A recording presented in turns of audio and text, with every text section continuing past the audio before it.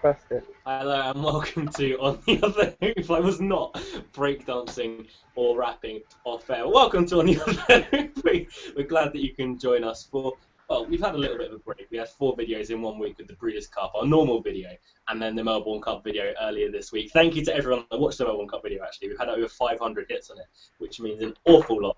Thank you very much. And thank you to everyone that participated in the sweepstake, including our winner, Jamie Brownlow. Jamie, you win the grand prize of nothing. Thank you very much.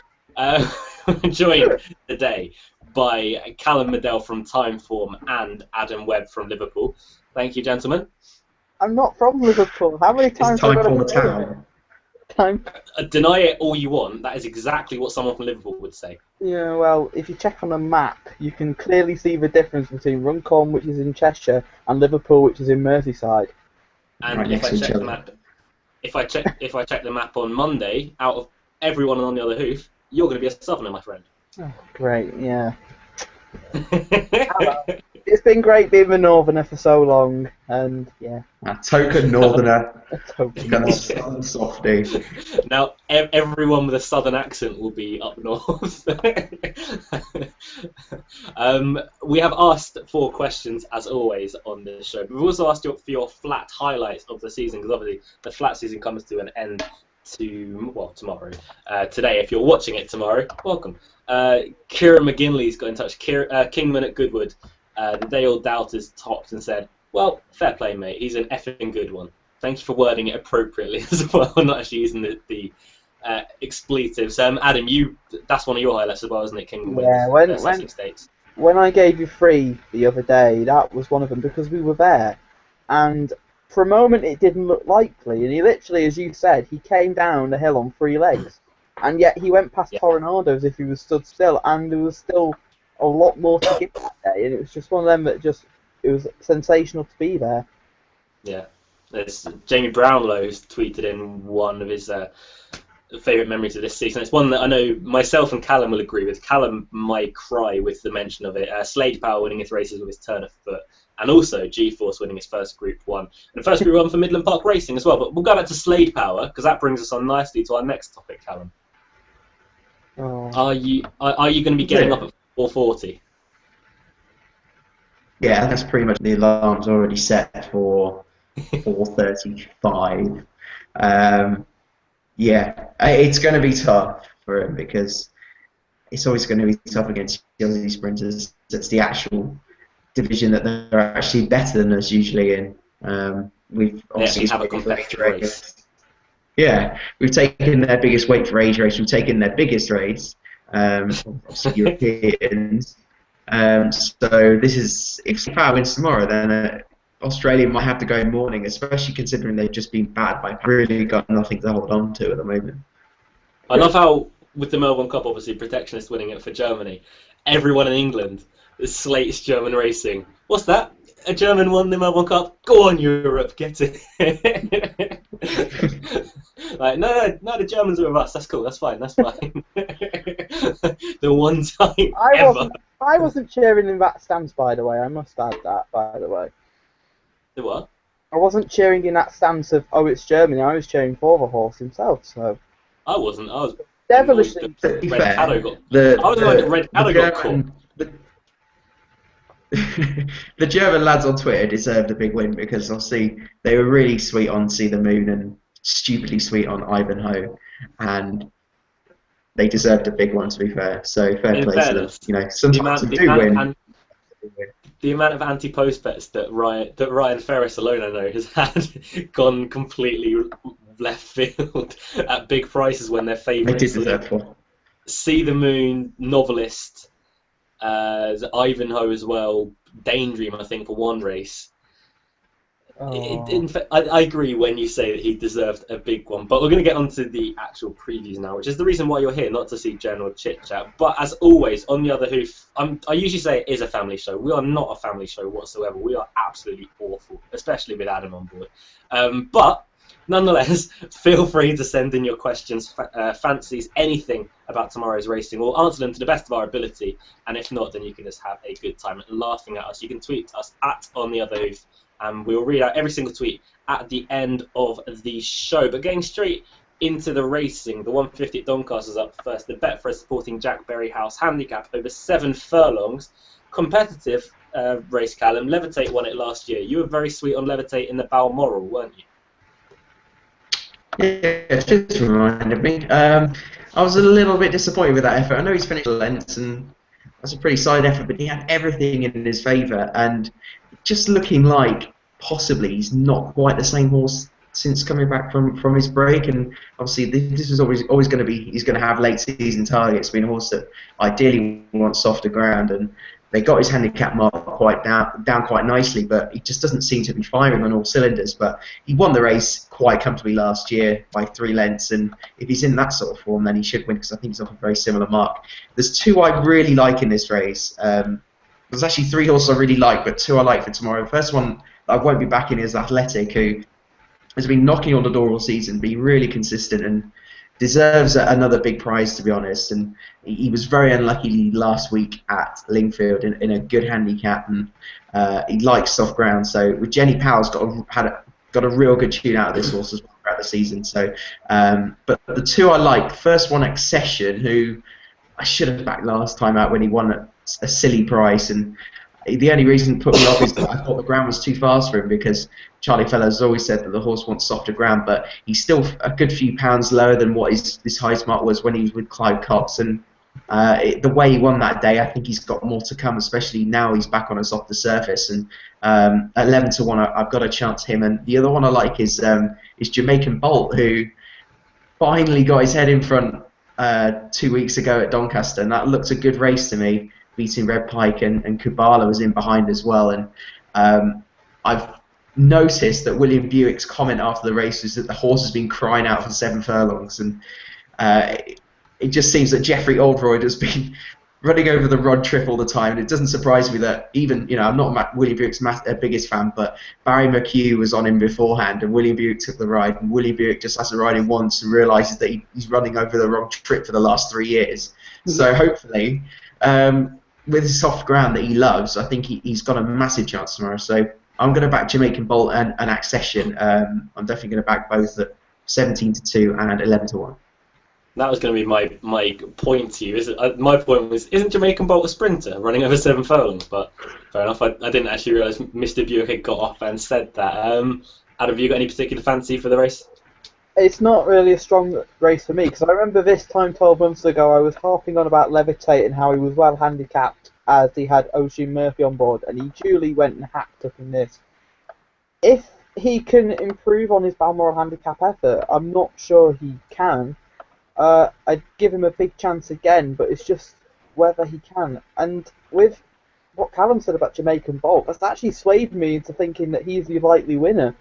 Because I hadn't realised that William Buick had got off and said, because that was my thought, is he a sprinter? But he's not, as Callum just said, he's been crying out for 7 furlongs. So, having just thought about Levitate and having heard them comments, my mind has changed to Jamaican Bolt. I could look very foolish tomorrow, but it just seems that Levitate's not exactly in the same form as he was this time 12 months ago.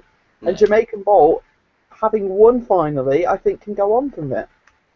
The thing that I wanted to note about Levitate is in the Balmoral he was staying on really well at the end of the day, which to me wouldn't signify that he wants to come down in trip. If anything, wants to go up a little bit in trip. It wasn't as if he got a bad run that day either. He had a clean run through, got a little bump about maybe a furlong out, but other than that, there was no real nothing notable about that run that would hold him back and be a reason for him staying on too late. He didn't seem to have the pace of that in the closing stages. This is probably a less competitive race than the Balmoral, obviously. I am also in the same boat as Adam now. Of them comments that Callum just said about Jamaican Bolt has swayed me somewhat. I was going to give a favourable mention to Lulu the Zulu, who won a strong conditions race here 2 weeks ago. And, okay, it's got a big ask off a mark of 98. Ryan Tate takes 3 off, so effectively 95. But she has to improve. She has to improve again, and improve quite significantly. Saying that, she is going in the right direction at the age of 6. So at 9 to 1, I'd chance her. But what Callum just said about Jamaican Bolt has blown everything out of the water for me. And yeah, Jamaican Bolt probably is your most likely winner now, because he's been a very consistent horse over inadequate trips, it would seem. Going jumping for the first time now. to 205 at Wincanton. The Bathwick Tyres Mares Handicap Hurdle, we're over 2 miles and 6 furlongs. A competitive race here, Adam. Harry Fry won this last year with Highland Retreat. Blue Buttons represents him this year and has been fairly well backed. That's my idea of the winner. The way I see it is, if she goes out and makes a run in, at the moment Harry Fry is just in red hot form at the minute. I mean, he's had some really nice winners over the last couple of days, most notably Jolly Allen for your horses to follow, Luke. So well done there. I just think if she goes out, makes a running, I think she'll be very hard to peg back, and she could probably go out and test whether that Polly Peacham or Greta are actually ready tomorrow. Very interested that Sean Bowen takes the ride after what happened last Saturday with Oak Delan, and I thought he gave Oak Delan a really good ride last week. So if they are your main dangers, but I just think that Blue Buttons will be too good for them tomorrow. Yeah, I actually had no idea about this race whatsoever. I looked at it for a while. I'd probably give the best winning chance to Blue Buttons, but the top two obviously the best in the race, but they're going to be Polly Peacham anyway, would be anchored down with that weight. If she can win tomorrow, then she'd be a live horse for the Mares Hurdle at the Cheltenham Festival. She probably is anyway, because you don't have to be much better than a mark of 147 with no Corvega around to win that kind of race.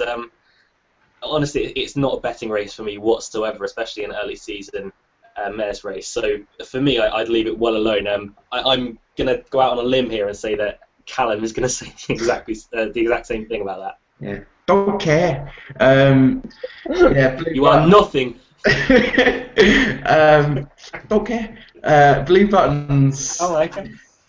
I don't know. When I look at jumps races, I just think with these early season races, I think it's quite easy just to pick out the ones you think are going to look ready. And obviously Highland Retreat won this for Harry Fry, and I can really see Blue Buttons doing the same tomorrow, to be honest, and being well backed already. So, but I mean, if you're backing in mares handicap hurdles in early November, I think you need your head checking, to be honest, because they're just so unpredictable. So, yeah. In fairness, you were going to say that whoever backed Foxtrot Romeo earlier needs a head checking, didn't you? Did you not as well? To be fair, I didn't realise. I hadn't realised he had blinkers on today. So I was about to tweet and then got a message just as I was about to press tweet saying Foxtrot Romeo is absolutely pissed up. I used the word bolted up. Bolted, yeah. Of course. Bringing obscenities into this video. It'd be interesting. It'd be interesting with this race to see if it works out as well as last year's race thing, because remember the form of this handicap hurdle worked out exceedingly well. I think As I Am was in it, and then she went to Haydock and nearly won. Won everything. Yeah, it was a good race last year. Was decent. Wasn't Mickey in it? And yeah. Oh, Mickey. Hey, Mickey. Oh no, I was waiting for that. I put her up at the time too early, and then she went and won that Pretempt qualifier. Oh. Was that a Kempton? Newbury. When Western Warhorse, the Arkle winner, went off too quick. Western Warhorse. What a weird one. Back on the level now at Doncaster. Betfred Goals Galore Wentworth Stakes, a listed race over 6 furlongs. We have another past winner returning here in the form of Jack Dexter, who is not a short price favourite, steady 9-4 favourite. He's a bit bigger than that in other places as well. I think 11-4 I saw a little bit earlier. Callum, you couldn't fail to be impressed by Jack Dexter's last 2 runs really in the Air Gold Cup and on Champions Day. Yeah, this for a listed race at the end of the season is actually a quality race, and you have 2 horses in Jack Dexter and Tropics that have come close to winning a Group 1 on Champions Day. So Tropics won by neck that day, but Jack Dexter getting an extra £3 on ground that he absolutely loves. I know Tropics goes well on it, but Jack Dexter's an absolute mudlark and was really impressive in this race last year.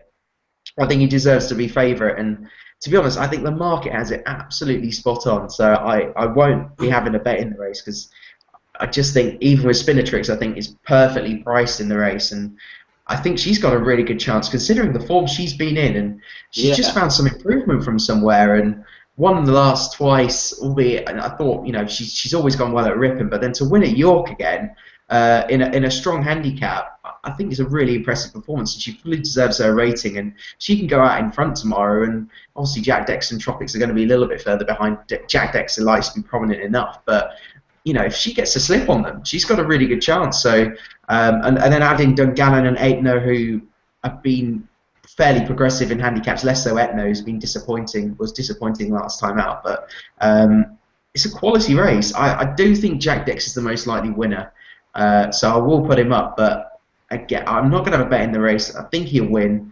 Tropics should be not far behind, and I don't think Spinner Tricks will be far behind either. Really good race, so look forward to it. Yeah, I completely agree with the Jack Dexter angle.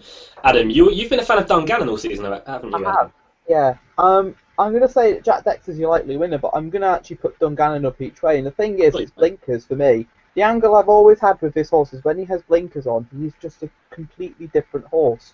And I was at Aintree when he won last time out, and I checked Twitter to see the results of the race, and I was like, I think that's my first sprint handicap winner this year, so I was thrilled that I'd finally got one. I think the run on Champions Day was fantastic from Jack Dexter. It showed that he has returned to his former self, and I just think tomorrow that the conditions are there. They're going to suit him perfectly. And I can see Tropics and Spinner Tricks and Etna being there, but I'd stick Dungannon up each way as well. I think at 10 to 1, I'm not going to say he's overpriced, but I think he could be an each way bet in the race, especially with them on. I was writing about Jack Dexter earlier on, and I was prepared to say that he was out of form earlier on in the season. He's coming back into his sort of best form self, and looking at it, he wasn't really that badly out of form. He's finished 2 lengths behind Soul Power in the King's Stand on lightning fast ground he'd have absolutely hated. He came 7th that day, then got beat 7 lengths by Slade Power, which isn't the worst sort of finish. Then again, that was repeated. Then obviously ran a huge race off top weight when drawn on the wrong side in the Air Gold Cup. Again, another massive effort to come 8th. Not beaten all that far, in fairness, if you take out Louis the Pious, who was a runaway winner. Then last time out, obviously, in the Champions Day Sprint, ran a fantastic race and was back to his real former self and his sort of best form. So you can't fail to think that this has been the aim for sort of the late end season of it. And he seems to just be getting better and progressing. Like, he's never been out of form this season, but he has been progressing slowly throughout, which would imply to me that a lot of his rivals have been on the go for a long time. He's just coming into himself round about now. So 9 to 4 could be a fairly good price for Jack Dexter, who, as we mentioned, absolutely adores the mud and won this race last year. So Jack Dexter, for me, I'm quite keen on him tomorrow. Can I say one more thing about him? Just one more thing. I think the run that sticks in my mind is the York run where he disappointed behind, where he really disappointed behind Marek. And I think since then that's sort of stuck in the mind because it was soft ground that day, and everybody had said beforehand, oh, he's got his conditions, he'll have needed his comeback. And I think since then it's sort of lingered on the mind that just because of that one. The thing with that, everything disappointed in that race. Yeah, you've got a point there. It just, there were, I remember 3 came clear and then they were just strung out like washing, and you rarely see that in a sprint.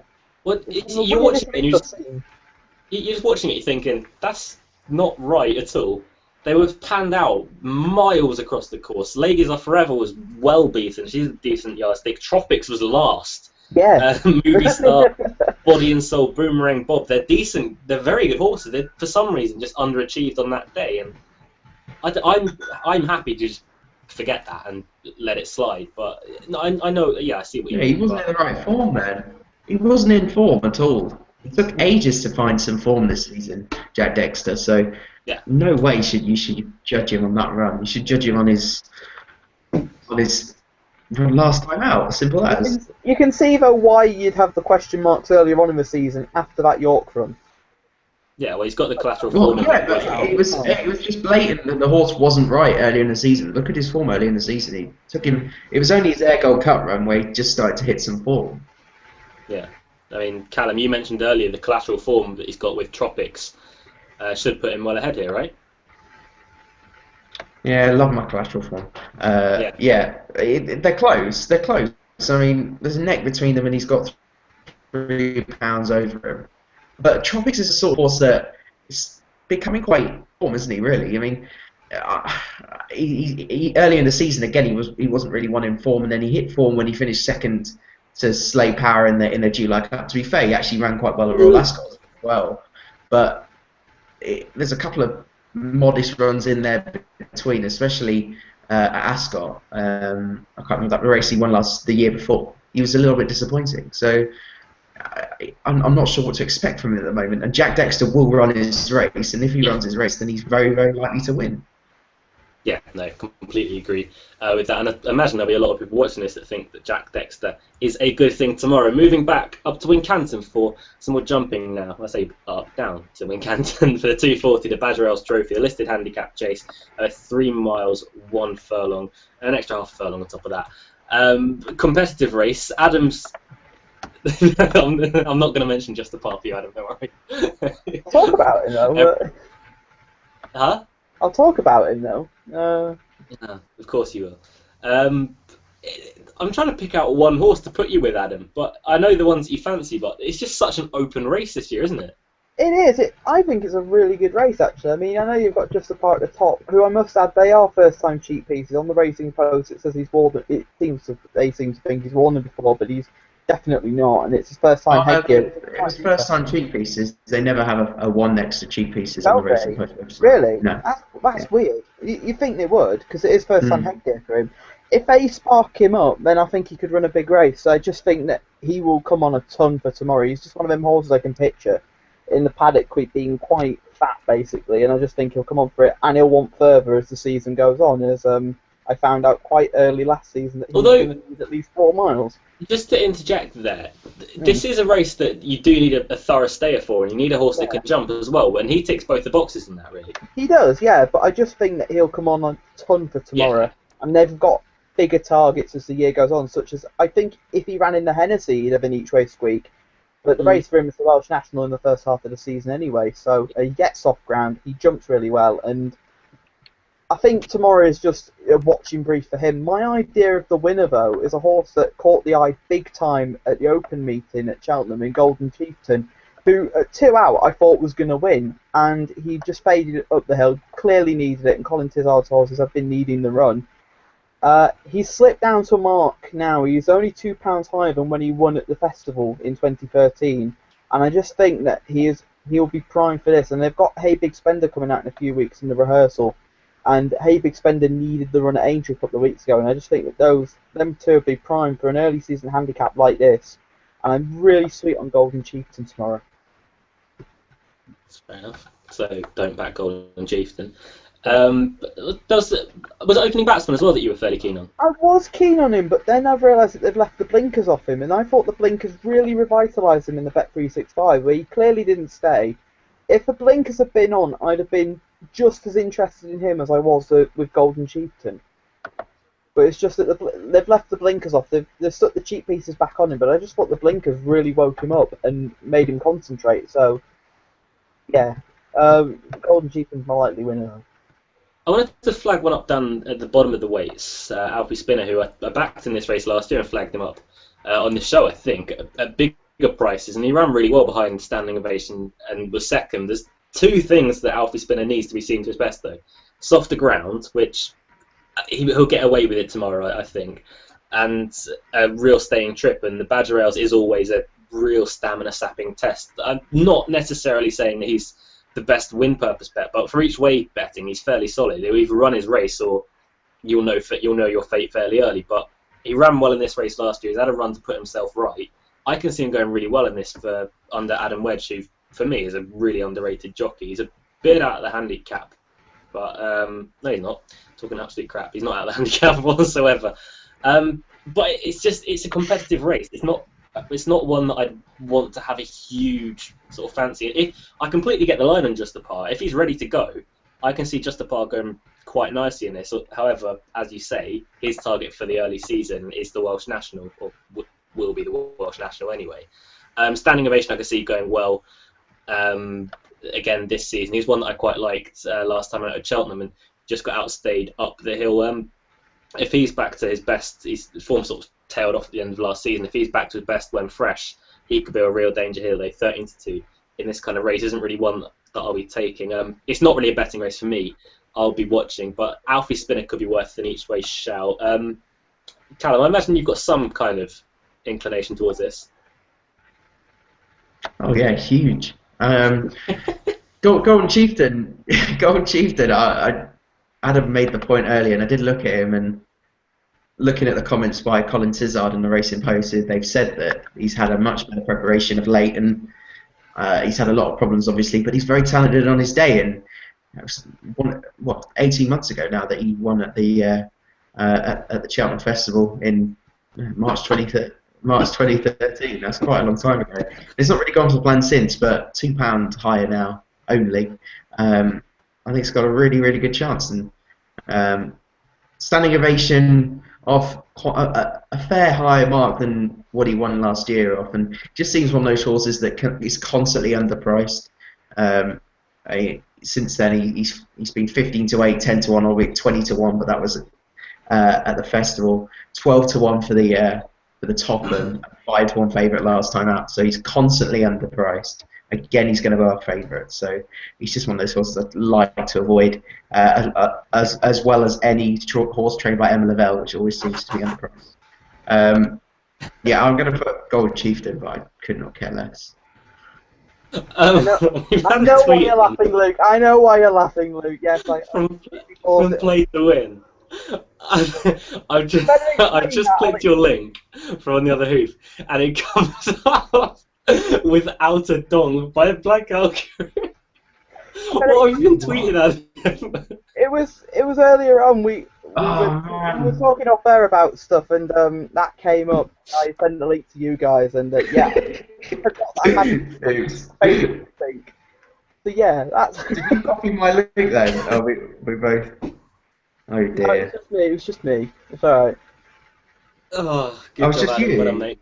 It was just me who did it. No, I thought it was me. No, Phew. It's just me, and I posted it twice as well. So. I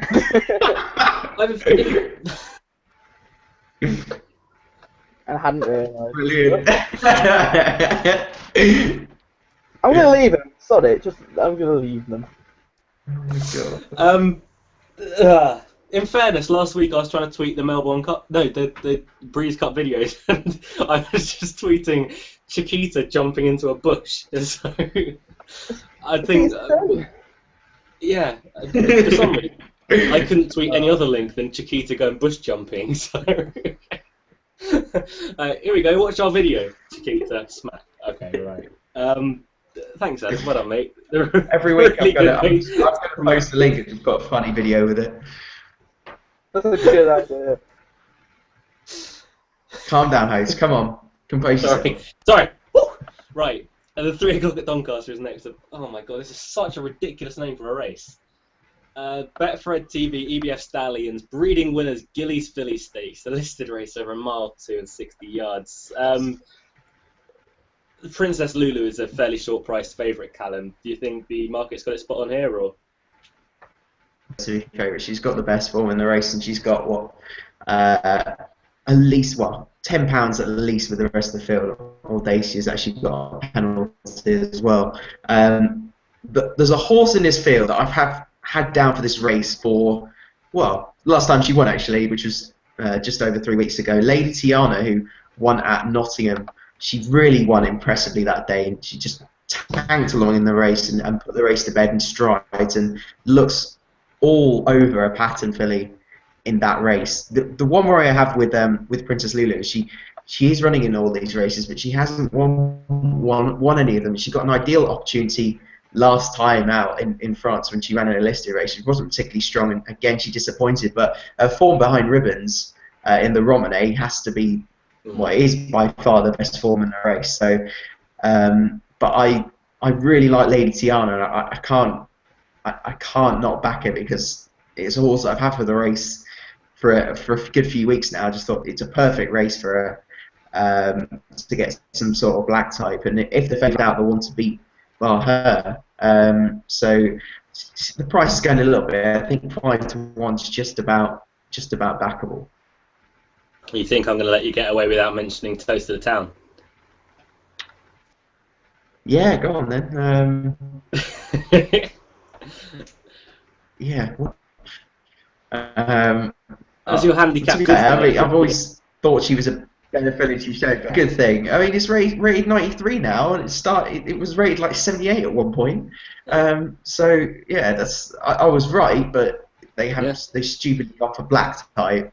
Yeah, But they're the they most went a frustrating ones. The ones you know are better than they've shown, and the ones you don't end up making money on.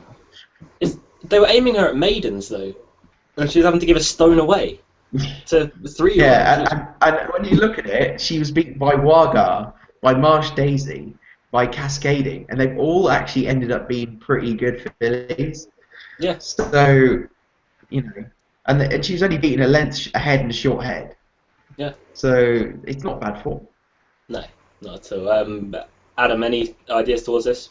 I remember this race 12 months ago. I put up Princess Lulu, only to be undone by a 50-1 shot tipped by your very own Luke Albert.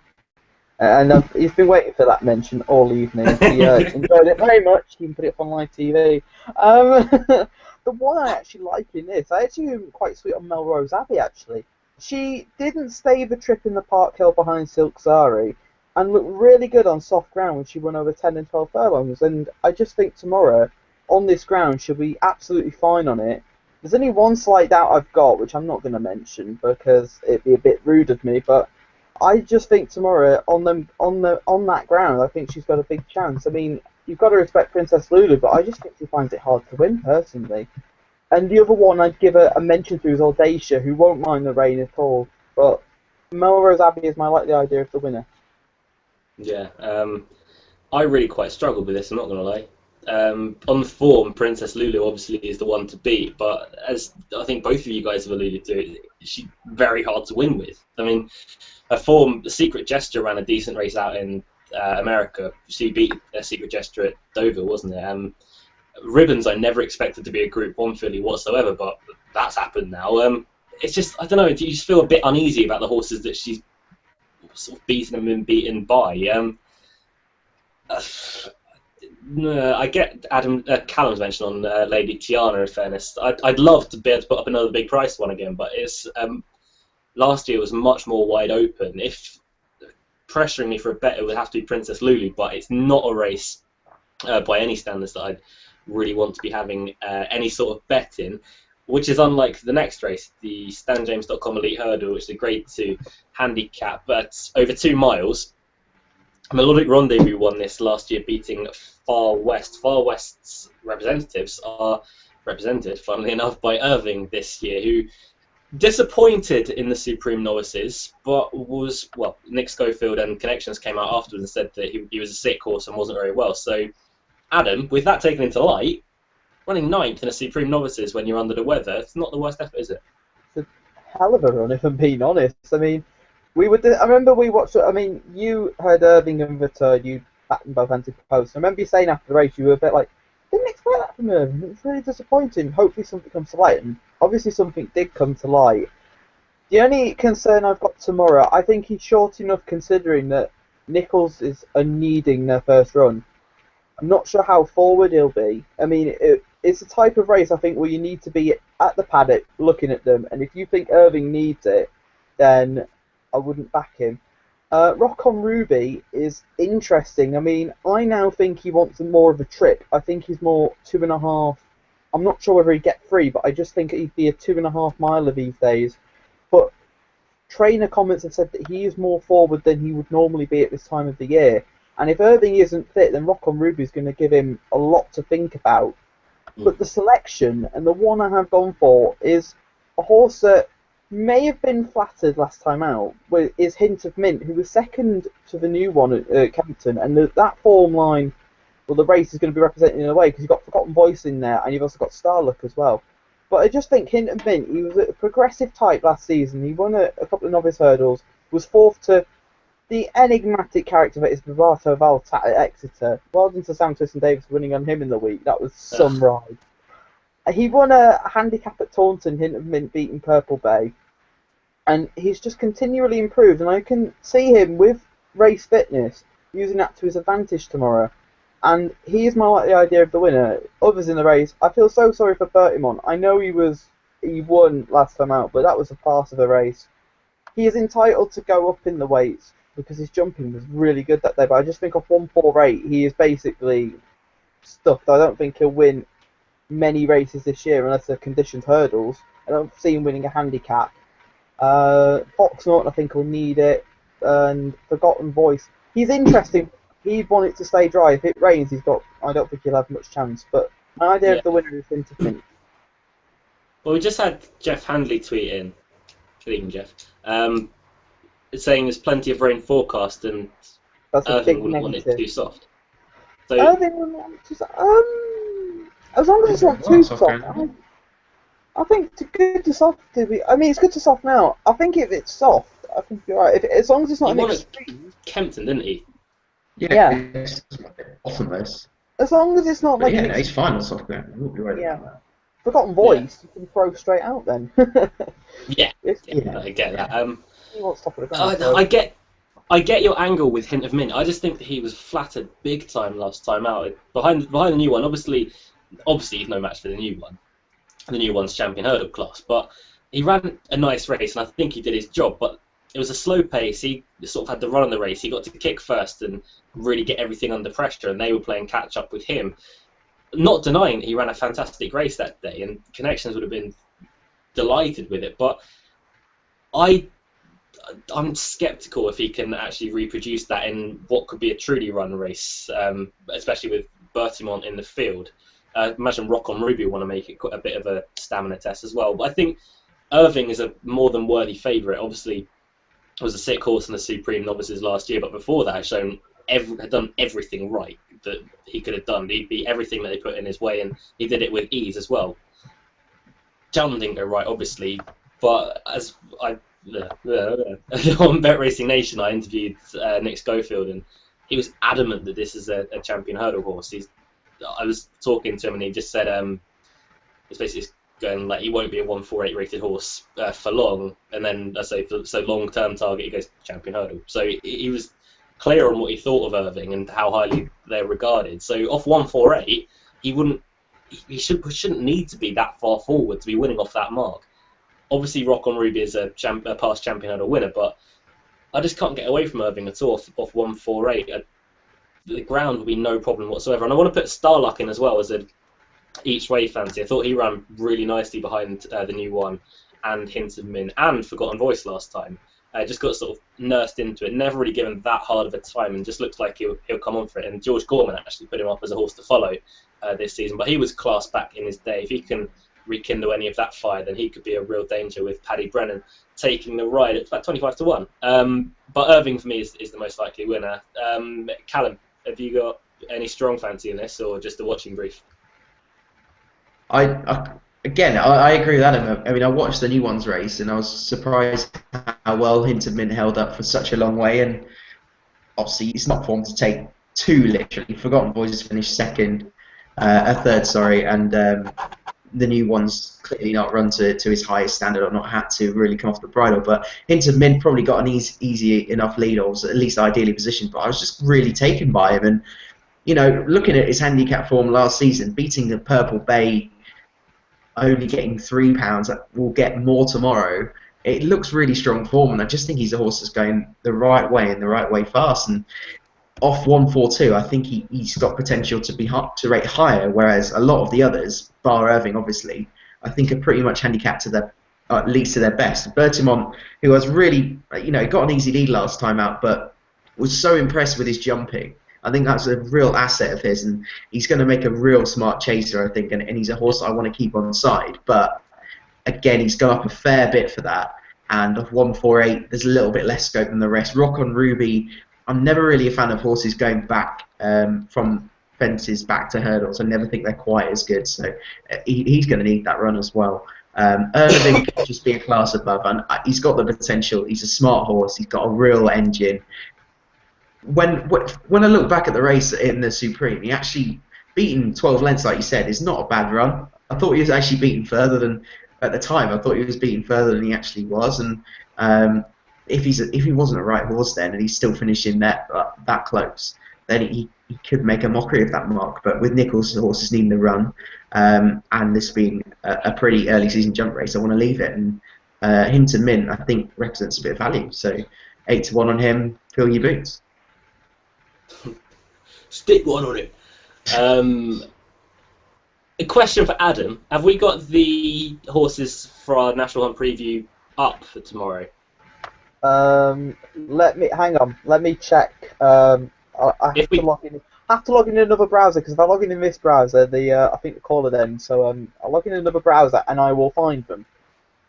fair enough. Give me. We can do that at the end because I know I've got two that I've seen anyway that's running tomorrow. But we're going to move on to the main race of the day, the November Handicap, running over a mile and a half. It's going to be probably not, well, it's still soft ground, probably not as soft as we've seen it in past years. One horse that was touted to beat Irving at one point is First Mohican, who that didn't really materialise. He's been well backed here because apparently, Callum, you ruffians at Timeform put him up as a selection. His price has been tumbling since. Yeah, apparently we've stuck him up in one of our things, but we usually end up covering the whole field. So, yeah, First Mohican, I don't know. I haven't really got much an opinion on him. He's a horse I don't really see as that well handicapped, maybe. I've got him down. I've got him down as a bit of a sort of thinker. Maybe. It could be Oh harsh. yeah, But I remember on that Ascot, and he didn't look right that day, so he must have had a problem. I didn't really look at him, and I think it's quite a big ask coming back onto real soft ground, first time up since June. Will take a seriously good horse to win that. I know he's run well fresh before, but that's a tough ask. There's plenty you can give chances to. Mount Logan looks the best horse in the race to me. Just really worried about him on that ground. The form of that York race, which has a ton of these in Manhattan Swing and a Steaming and Old Town Boy, I think that's the race he won, yeah. That's going to be well represented. I think out of all of them, if any of them from that race have a better chance. I think Aramis could be a little bit overpriced because he made his chance on the other side of the track and he finished third that day. Indian's been quite well touted by a few. But you can give so many a chance. Late Night Request won really well last time out. Mate has more to give. Open Eagles really well handicapped on last year's form.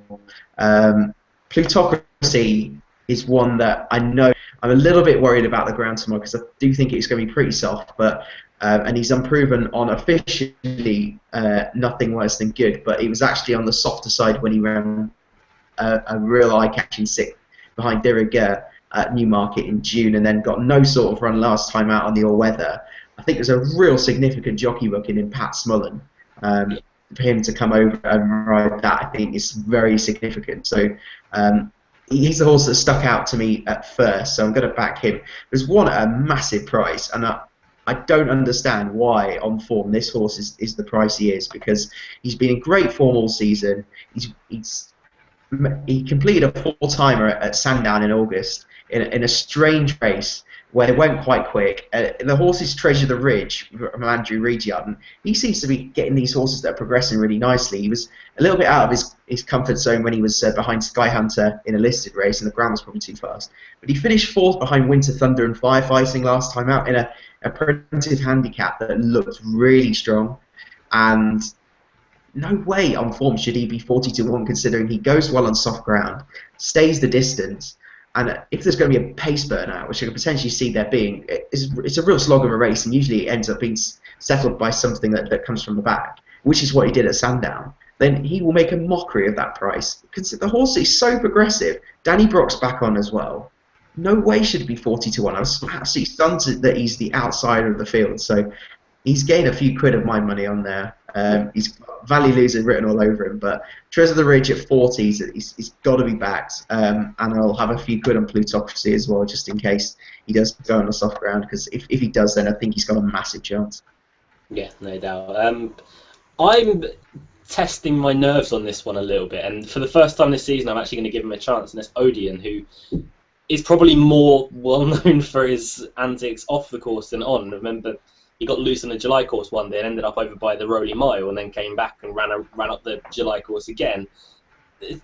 He obviously, the St. Ledger debacle was completely behind him now, with the taking the hood off at the wrong time, and obviously he wasn't allowed to run. I don't think he's actually that much of a stayer in earnest, but I'm taking a chance on him hopefully settling tomorrow and hopefully behaving himself a bit more than he has, because previously he's gone completely over the top. But saying that, while sort of doing that, he's been running brilliant races, 3 lengths behind the Grey Gatsby. Now he's opening his handicap sort of career off of a mark of 101. An extra £6 gets taken off because he's a 3-year-old. He doesn't look a 3-year-old whatsoever. But effectively he's running off a mark of 95. Now, finishing 3 lengths behind the Grey Gatsby is not a 95 rated horse. He's been on, and then he is sort of inconsistent. He can throw in a bad race, i.e. 15 1/4 lengths behind Eagle Top, but again, a third behind Postponed in the Great Voltager isn't a bad effort. Postponed was clearly the best in that race, and Snow Sky was also in that race as well. He ran a good race in the Ledger, so he's by far got the sort of dazzling form for a 3-year-old. It's just how you equate it to a handicap mark, and 101 with, again, like I say, the 6-year-old, the £6 3-year-old allowance. He could just be really well thrown in here, and about 18 to 1 is a huge price. We'll mention late night requests because I know Jamie Brownlow is watching. Good luck to you tomorrow, Jamie. I think the ground is definitely in your favour. The distance probably is as well. She was off the bridle a long way from home last time out, and despite winning so far, and didn't do a great deal in front and sort of wandered. It's sad that you can't get Paul Hannigan on board because he broke his collarbone the other night at Wolverhampton. So Tony Hamilton takes the ride there. I can see late night request going well. Communicator's one that I always put up and see. I can see him going well. I backed him in the race last year, and I think this is kind of the right race for him because he gets to pass through a few horses. I'm not sure whether he's the most straightforward of rides. I just think he needs something to keep him interested. And one Pecan down at the bottom is one that will go on the ground, but whether he really wants to step up in trip is a negative for me. But if you look at it, off for 75 days, Roger Varian may have planned this out the whole time for the November handicap. But I'm chancing Odeon and hoping that he behaves himself, but he'll be ripping a few hairs out before they go to post, or as they go to post as well. Adam, have you your fancy in the November handicap?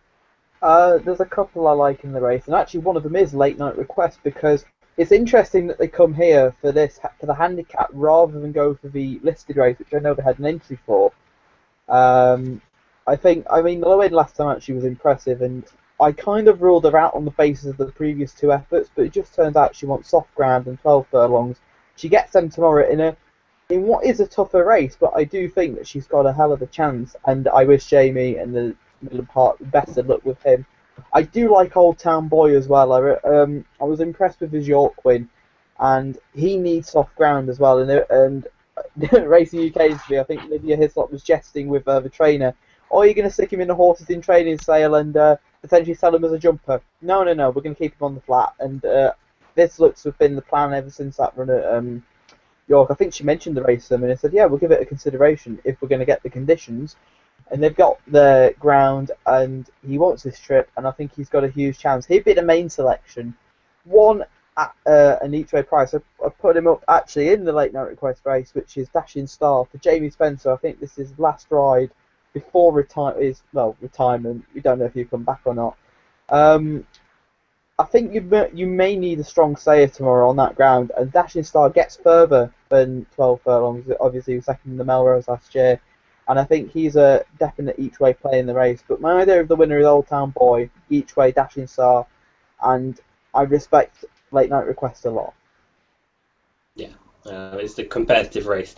As always, that's the last race that we're going to be covering on Channel 4 tomorrow. We've mentioned a few more in a second, and we'll get to our naps, and we'll hopefully get to the horses that we put up to follow for the National Hunt season that are running tomorrow. I don't know how many we've actually got. We've got 4.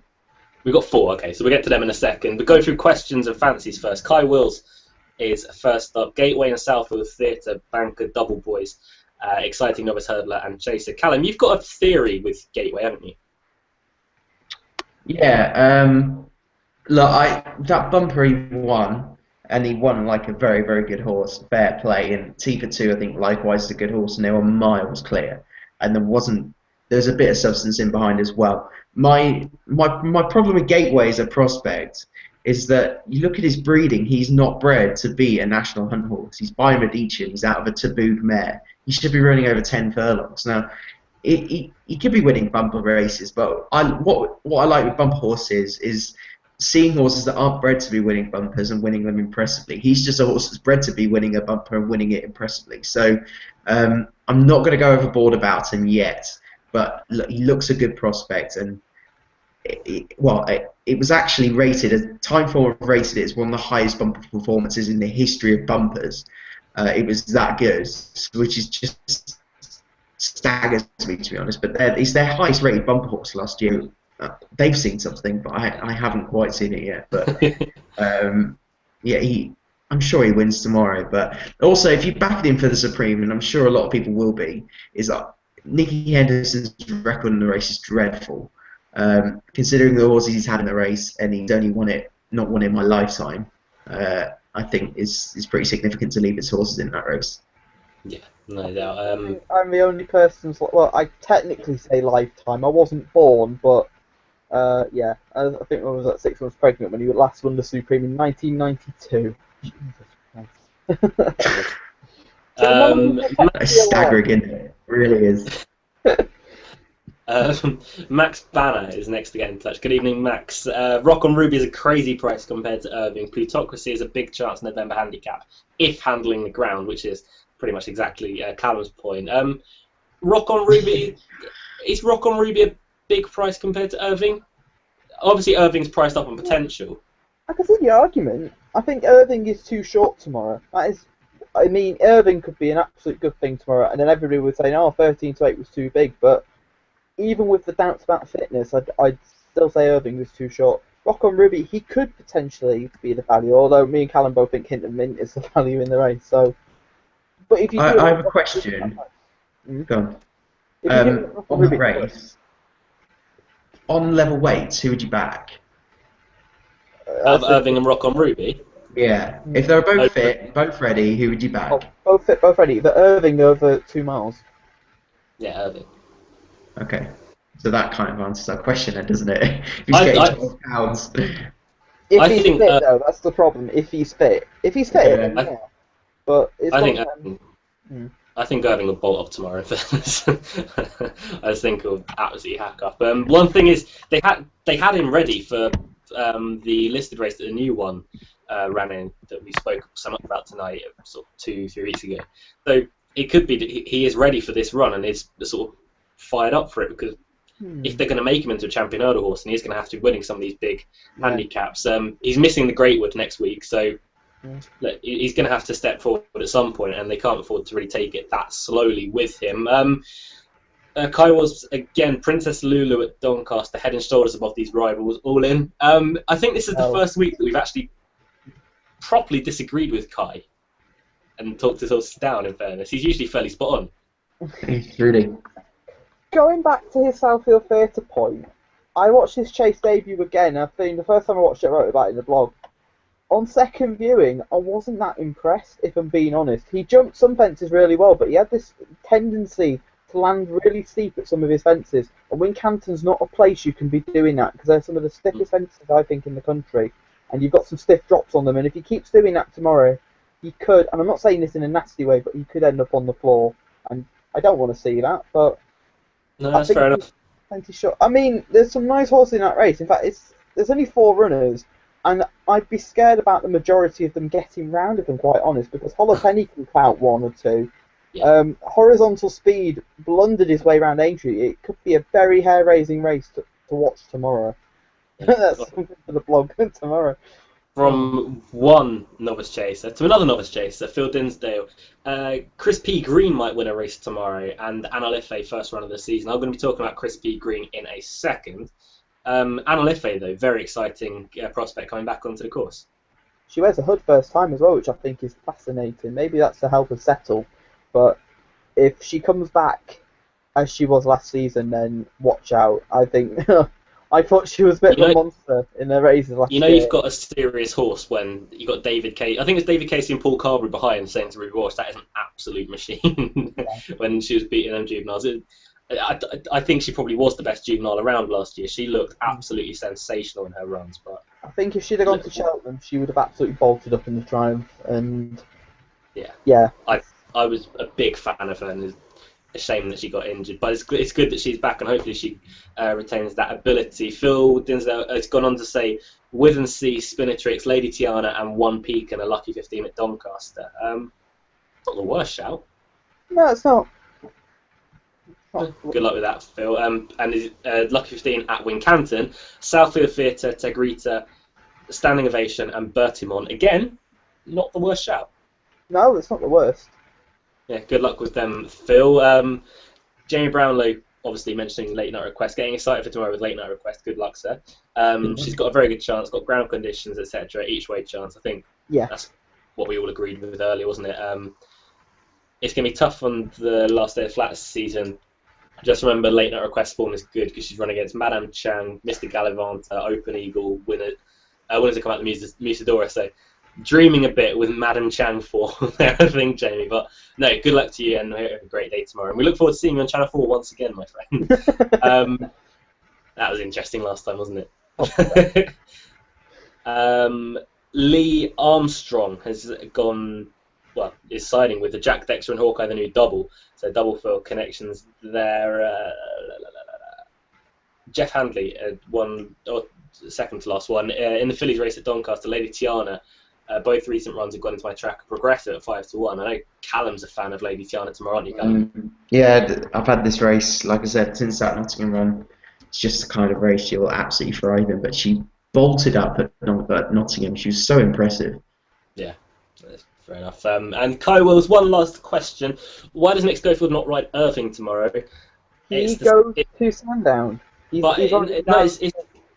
It's the case now of Sam's stable jockey. Yeah.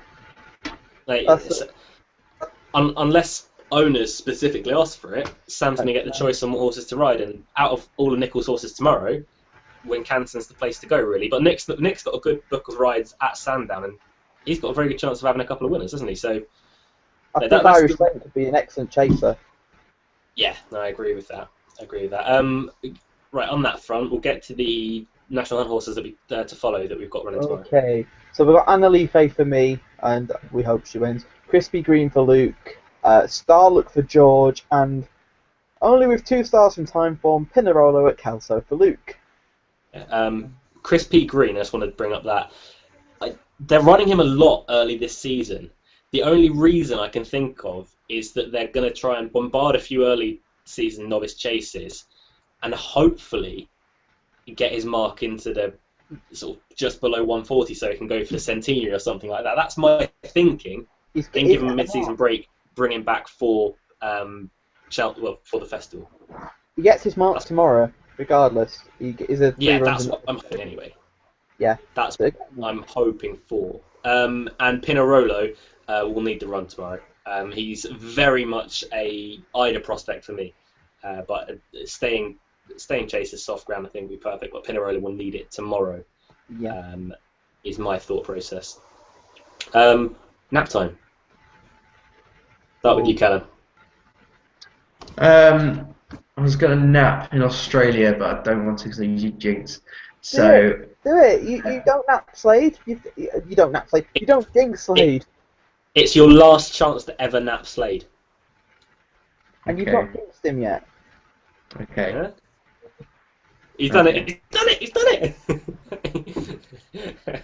I was just looking at the race, to be fair, and thinking that Chautauqua, whatever it's called, looks a bit of a beast. But apart from that, are you going with Slade or? Yeah, I am. To be honest, I don't really worry about Lankan Rupee. He just doesn't seem to have really justified the hype from last year, and he scraped home in a ridiculous finish in the Manikato. I mean, there was 8 and 9 of them in that finish, and he doesn't look invincible. Whereas the other one, Chautauqua, however you say it, just looks a beast. But Slade Power's got proper Group 1 form. And if he's fine in the stalls, then he's got to go with a massive chance because he's such a good horse. I really hope he wins tomorrow. It would make my year if he won. We're waking up the neighbours at 4:40 in the morning. Yeah. They'll hate me and you before we've even got there. So, damn Southerners. Adam, your nap for tomorrow. I'm actually going to go with Golden Chieftain in the Badger Ales. I'm really sweet on his chances tomorrow. You don't like picking easy races, do you? No, I don't. I am siding with Jack Dexter in the 225 at Doncaster, the Wentworth Stakes. I think he's been absolutely laid out for this. This is his race to win. He won it last year. Ground's fine. Everything's fine for him. Everything. No excuses for Jack Dexter tomorrow. So he is my nap of the day. That is all we've got to do, isn't it? Unless I forgot something. The flat, quickly, the highlights. Oh, yeah. 3 highlights in the flat. Night of Thunder winning the Guineas. Slade Power all season. And what's my other one? How can you forget Tagruda? Tagruda winning the King George. How can you forget that? Oh, well done, Luke. Oh. Adam, your 3? Kingman winning the Sussex, Leading Light winning the Ascot Gold Cup, and one that's a bit left field, but it meant a bit more to On the Other Hoof. It was a bit more of a personal one. Was when Hillbilly Boy won at Newmarket. That was a bit of a bad time for a friend of the podcast, Martin Smith, who had a bereavement. Yeah. Podcast, broadcast, whatever we are. But it was a bad time for them, and it was just it was a welcome winner, and the way he did it was just amazing, and it's just something that stuck with me for the flat season. Amazingly, I didn't mention Protectionist, but I just felt that them 3 in the UK flat season, they needed mentioning. Protectionist is also another high, I must say. He's a close 4th. Callum, I imagine Slade is number 1 all out for you, so 2 highlights of the Slade has definitely made the flat season for me, and will definitely make it an even greater one if he wins tonight/tomorrow. I think probably my best memory of the flat will be Kingman winning St James's Palace. That was just incredible. Not much else to say about it, but the view of that race I was with Will Kajani that day, and I know both of us will never forget that day or that run. And Trev, I think, actually in the Arc, are probably saying that could be really boring, but I can't really think of anything on the top of my head that's more obscure, and that was just stunning. So they're the 2 standout performances of the year. Yeah, well, that brings the flat season to an end on the Other Hoof until we might do a few mainland videos. We've got a Hong Kong video coming up with Sha Tin that we have planned for you. I know Callum's very much looking forward to, but that for the UK flat season is us done. We're doing the jumps from now on in. You can join us next week. It's the open meeting, isn't it? So we may be doing a Thursday video. Not sure about that. We'll let you know. We'll update everyone on Twitter at OnTheOtherHoof. Give us a follow. We'll update everything. Subscribe to our YouTube channel. You'll be told about every single video that we do. But until next Thursday/Friday at 8 o'clock, have a good week. Have a good day tomorrow. Good luck with your betting. Goodbye.